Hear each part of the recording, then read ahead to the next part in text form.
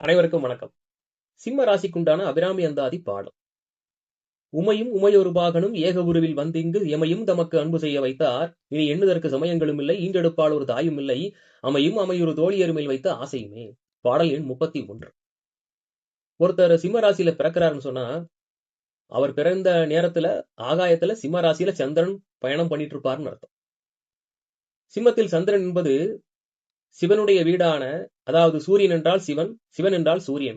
சூரியனுடைய வீடா இருக்கக்கூடிய சிம்ம ராசியில சந்திரன் சொல்லக்கூடிய அம்பிகை இருப்பதுதான் இந்த சிவசக்தி யோகம் அப்படிங்கிறது. யார் யாரெல்லாம் சிம்ம ராசியில பிறந்திருக்காங்களோ அவங்களுக்கு சிவசக்தி யோகம் உண்டு, அதாவது அமாவாசை யோகம் உண்டுன்னு சொல்லலாம்.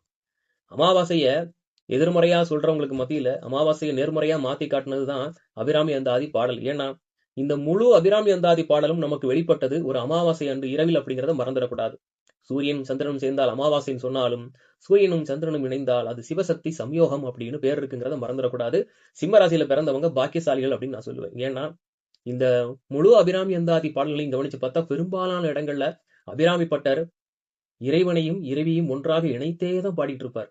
அப்போ சிவசக்தி சம்யோகம் அப்படிங்கிறது முழுமையாக இந்த சிம்ம ராசிக்கு பொருந்தும். சிம்ம ராசியில பிறந்த அன்பர்கள் இந்த ஒரு பாடல் மட்டுமில்ல, முழு அபிராமி அந்தாதி பாடலையும் படிக்கலாம். அவங்களுக்கு இதனால் அதிகமான நன்மைகள் கிடைக்கும். 12 ராசிகள்ல பிறந்தவங்களுக்கும் நிச்சயமாக இந்த அபிராமி அந்தாதி பாடல்கள் அனைத்துமே நலம் தரக்கூடியவைதான் அப்படிங்கிறத நம்ம ஆணித்தரமா சொல்லலாம். நம்பிக்கையும் விருப்பம் உள்ளவங்க தொடர்ந்து அபிராமி அந்தாதிகளை படிங்க. அதனுடைய பரிபூர்ண உள் அர்த்தத்தை அனுபவத்தை நீங்களும் வாழ்க்கையில வெற்றி பெறுங்க. நன்றி.